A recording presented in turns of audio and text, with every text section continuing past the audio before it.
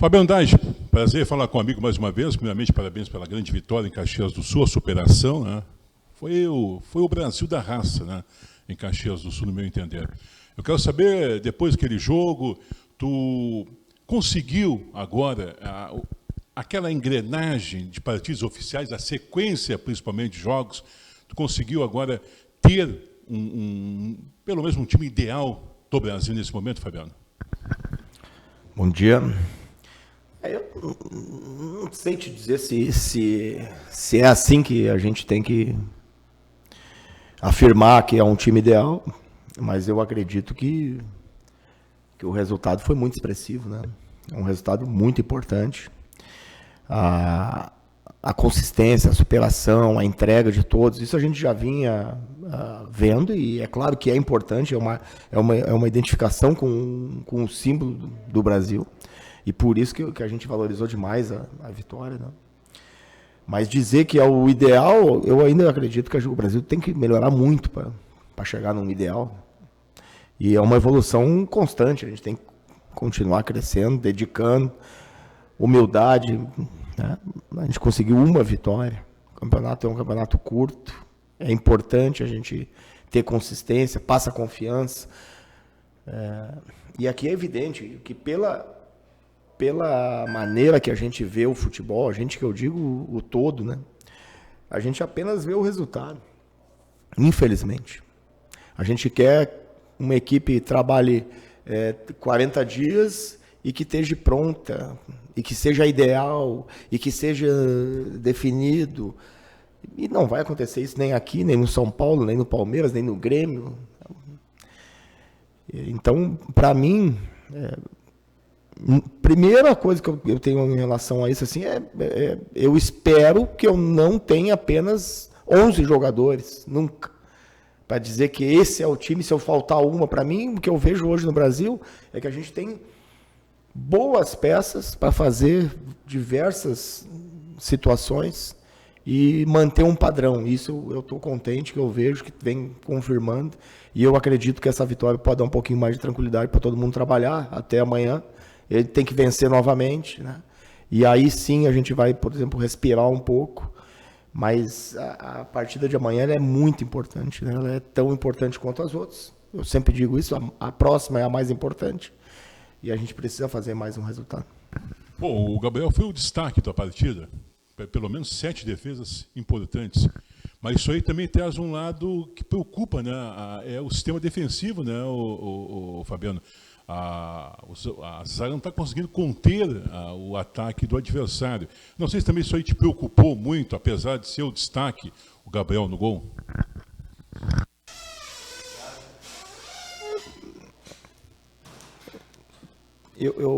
O que eu entendo do jogo é que quando a gente enfrenta uma equipe que não é do Caxias, e a equipe do Caxias tem, na competição, oferecido muita dificuldade para todos os times, ela venceu o Grêmio de virada, ou seja, a parte ofensiva é uma equipe muito forte. A maioria das defesas do Gabriel foi em situação de bola parada, né? Eles não conseguiram grandes oportunidades envolvendo a nossa defesa, então o setor defensivo ele não foi envolvido. E em relação à bola parada, é evidente que qualquer time, em qualquer instância em nível mundial, ela sempre é uma oportunidade muito clara para o adversário. O Gabriel fez realmente um grande jogo, talvez de todo o tempo que eu estou no futebol, a maior atuação de um goleiro da minha equipe. E está de parabéns, sem dúvida, né? Também, né, cabe a gente salientar que foi muito criticado quando a gente apresentou o nome, e aí hoje, vamos dizer assim, que foi muito elogiado, para a gente ver como a gente avalia o futebol pelo resultado de um jogo, né? E comprova que a gente precisa evoluir muito ainda como conceito, todos nós, né? Todos nós, de avaliação de uma pessoa, de um atleta, enfim, de uma equipe, não apenas pegar um jogo e pensar e pegar só o resultado e achar que o Brasil está encaminhado.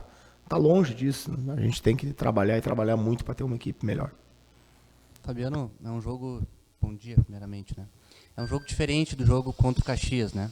Um jogo em que o Brasil recebe um adversário que ainda não venceu, um adversário que vai considerar essa partida certamente muito importante para suas pretensões no campeonato e que talvez o Brasil precise se comportar de uma forma diferente do que foi lá no Centenário, né?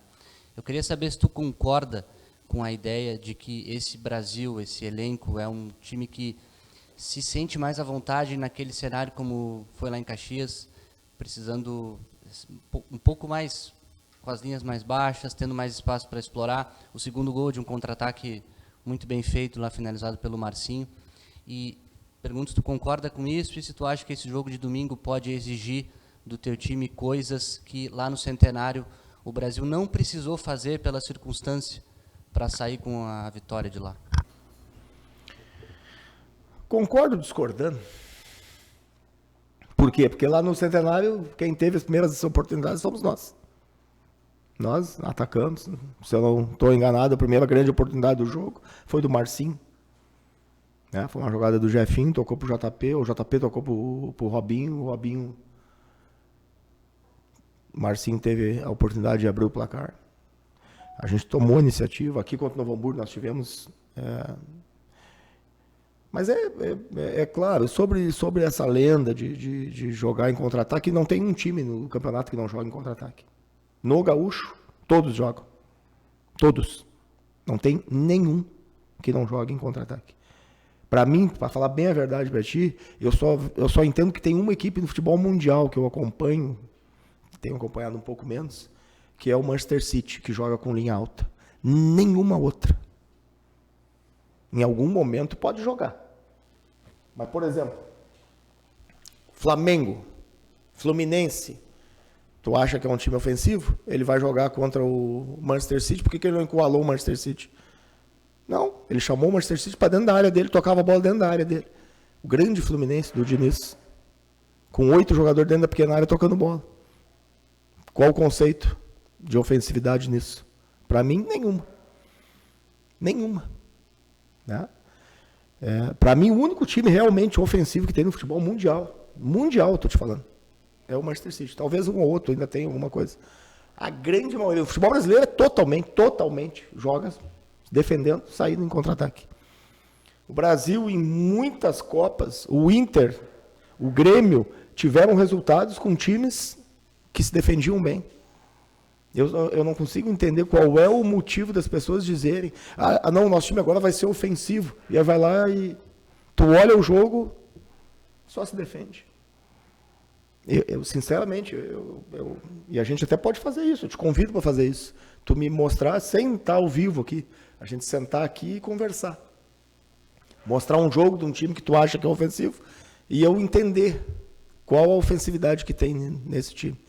Porque eu, sinceramente, quando eu vejo os jogos, vejo o Grêmio, por exemplo, fez 1-0 contra nós aqui, o que ele fez? Continuou atacando? Ou sentou a bunda lá atrás e ficou esperando um contra-ataque? O Grêmio, 15 milhões. Não, eu vejo, e é questão do momento do jogo, né? A gente, claro, o nosso futebol, ele é muito interessante, uma situação assim de... Teve 20 finalizações. Cara, eu olhando o jogo novamente, teve no mínimo 13 escanteios e umas 3 faltas, que foram situações de gol do Caxias, que não aconteceram, na minha opinião. Teve um escanteio que foi bizonho. Teve um pênalti que não existiu. Chance de gol do adversário. Se tu me der um pênalti e 4 escanteios, provavelmente eu vou ter 4 finalizações a mais. Mas a gente entende que isso pode acontecer a favor e contra. Não é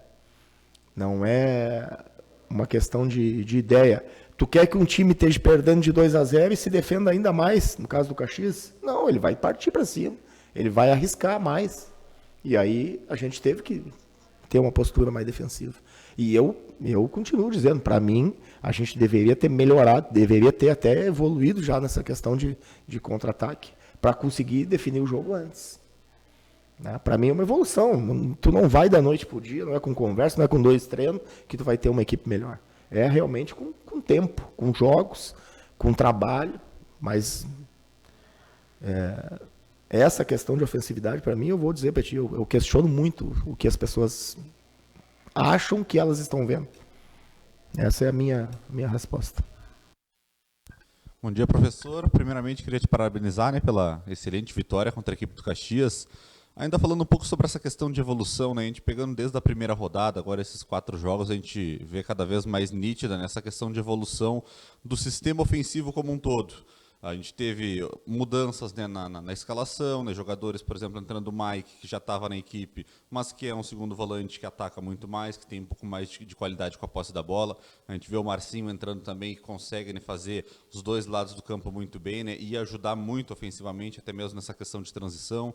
A gente vê o Mike, que conseguiu ser uma certa válvula de escape para jogadas de ofensividade, para jogadas de escapada, né, em contra-ataque, por exemplo. E eu queria te perguntar, a que se deve, né, essas modificações que a gente observa, né, tanto taticamente quanto na escalação, se são por tu teres observado uma necessidade de modificação para o Brasil atacar um pouco mais, por tu ter observado, né, possibilidades através da chegada do Robinho, através da chegada de observar os atletas, né, esses 2 que eu citei que já estavam na equipe, em treinamentos, né, talvez evoluindo a sua questão ofensiva, ou por outros fatores? O que se deve nessa melhora ofensiva do Brasil?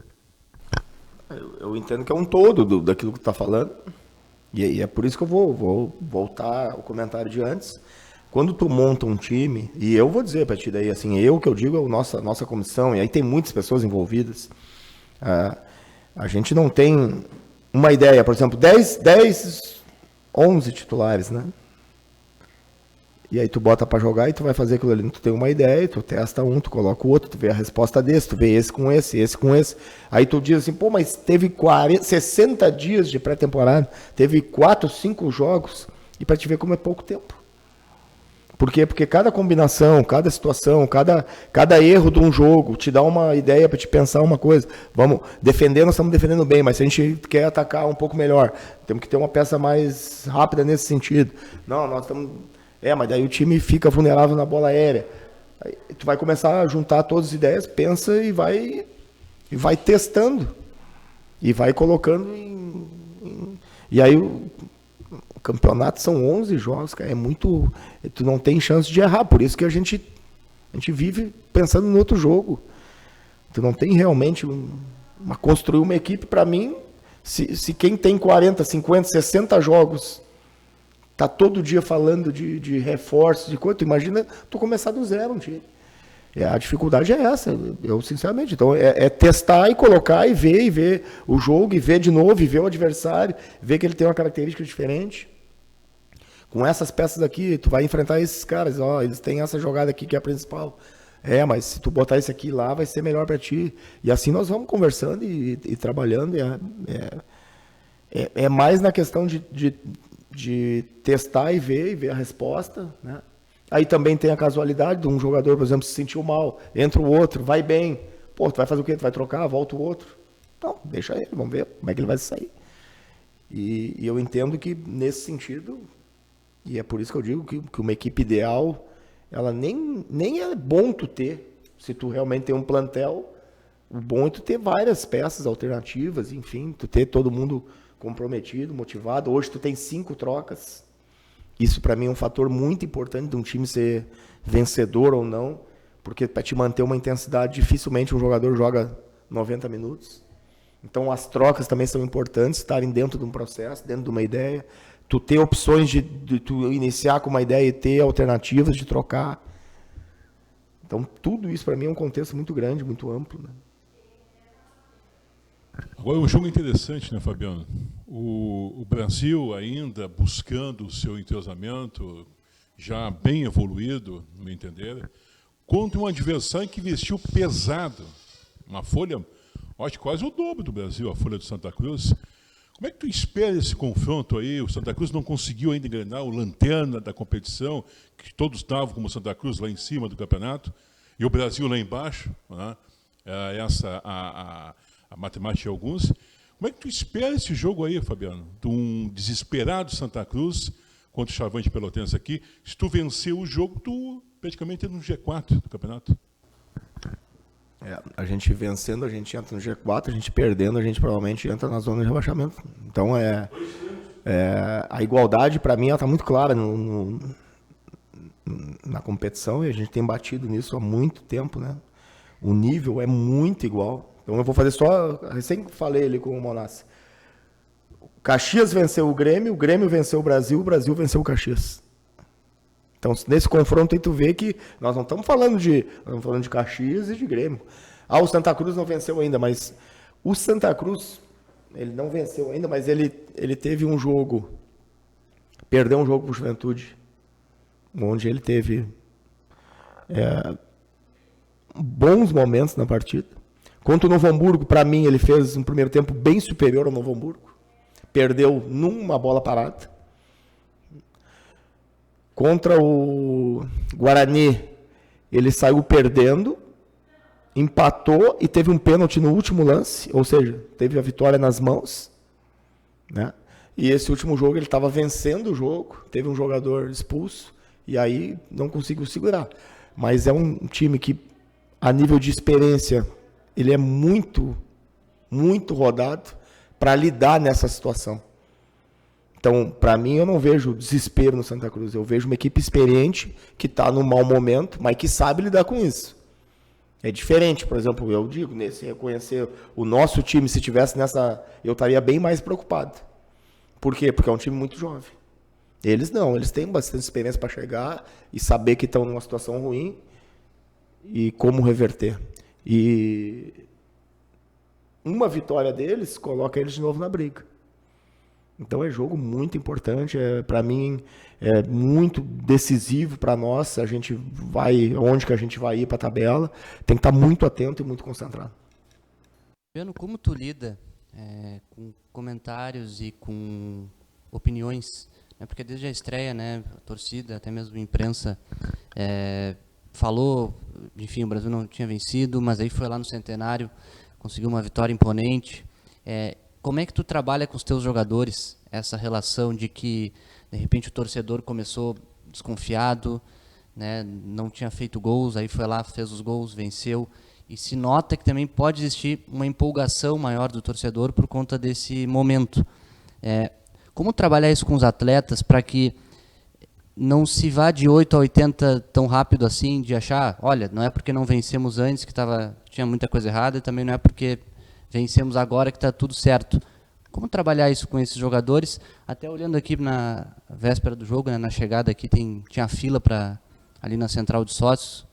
Como que tu trabalha isso com teus jogadores para que eles não sintam essa montanha-russa de comentários que vem de vários lugares? A pergunta é super interessante, porque ela faz com que, quando a gente constrói um time do zero, que nem a gente construiu, com as dificuldades que a gente teve, para mim, desde o primeiro momento, eu sempre trabalhei olhando no olho do jogador, dizendo aquilo que é a realidade. O que é a realidade para mim, o que é a realidade para eles. Tá? O Brasil, se tivesse uma folha de R$1 milhão, certamente não seria o Fabiano o treinador. Isso, para mim, é uma coisa que não me deixa chateado. Hoje eu sou o treinador do Brasil, certamente porque na escala do Brasil, da realidade financeira do Brasil, ela tem uma escala muito menor do que ela deveria. Porque o Brasil estava numa Série B, estava com um patamar de equipe, de nível, de time, de técnico, um técnico que tinha uma história dentro do Brasil, e que se tivesse uma questão financeira, provavelmente teria continuidade, teria mantido uma estrutura, enfim. É um símbolo do Brasil, sempre vai ser lembrado dentro do Brasil. Né? Ele vai ser sempre a primeira opção do Brasil, se o Brasil tivesse hoje uma estrutura, condição, e eu acredito que está certo isso. Então, para mim, isso não é uma ofensa. Se tivesse a maior folha possível, provavelmente poucos jogadores daqueles ali estariam ali. E aquilo ali não é ofensivo para eles. É a oportunidade deles de estar num grande time e de mostrar, fazer história. A gente fica chateado porque a gente, por exemplo, escutou. Eu tenho tentado evitar escutar muita coisa, ver, mas a gente não consegue. Sempre vem alguém. Por exemplo, uma coisa que me deixa chateado. As pessoas me falaram que alguém disse que é o pior time da história do Brasil. Cara, nós jogamos 3 jogos, 4 jogos. Tu vai afirmar que é o pior time da história do Brasil? Espera terminar o campeonato. Se o Brasil não fizer nenhum gol, tu olha lá na história e diz assim: O time jogou 11 jogos, não fez nenhum gol, tomou 70. Pior time da história do Brasil. Agora, no terceiro jogo, a pessoa falar que é o pior time da história do Brasil, mais 2 rodadas, esse cara ele tem que pedir demissão. Ou quem é o chefe dele tem que demitir ele. Tem que demitir o cara. Como é que tu fala um negócio desse? Se daqui a 3 rodadas o time pode ser líder da competição. Que opinião é a tua? É baseada em quê? Então, para mim é bem claro isso. Para mim, se me disser que não... Claro que eu não gostei de ouvir. Como assim, pior time? Cara, o time não é nenhum... É evidente que não é uma máquina. Mas para dizer que é o pior, tenha paciência. Tenha paciência, né? Vamos se respeitar. Espera acontecer a coisa, para depois tu ter uma opinião tão forte. Eu trabalho olhando no olho do jogador e dizendo a verdade para ele. Então, a gente ganhou do Caxias por causa disso. Nós não ganhamos do Novo Hamburgo por causa disso. Nós temos que melhorar isso. A realidade da tabela hoje é a seguinte: se a gente ganhar, nós vamos estar bem. Se a gente perder, a gente vai ser lanterna. Hoje a gente está mais tranquilo.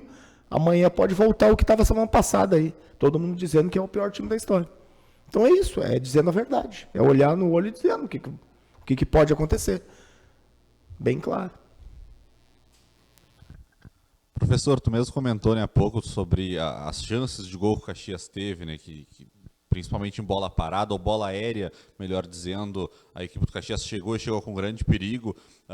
Queria que tu explicasse ou tentasse explicar um pouco sobre a que tu achou que se deve essas chances de gol que o Caxias teve em bola parada. Muita gente até mandou comentários ali para a rádio falando, saiu o Dumas, piorou um pouco essa situação, né? Acabou entrando o Bruno Reis, piorou essa situação de bola parada, de bola aérea. A gente viu, por exemplo, nos escanteios, a gente via, né, uma movimentação defensiva do Brasil, né, com alguns jogadores marcando, me parecia, né, um pouco mais posicionamento mesmo de jogadores adversários, aquela marcação individual, e outros marcando mais em zona.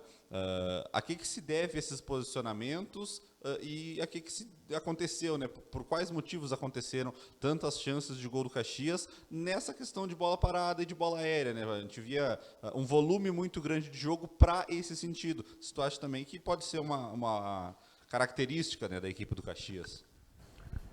Eu tenho certeza que é, porque o Caxias, se tu olhar, ele tem uma maneira de jogar muito consistente, de enfiar muita bola para dentro da área, muito cruzamento, muita ultrapassagem dos laterais, ele chega muito no lado, bota a bola para dentro da área, pega a segunda bola, briga pela primeira e segunda. E o nível de faltas que ele teve é evidente. Bola aérea é muito perigoso, independente de tu ter uma boa defesa ou não. Eu até acredito que a gente tirou mais do que sofreu.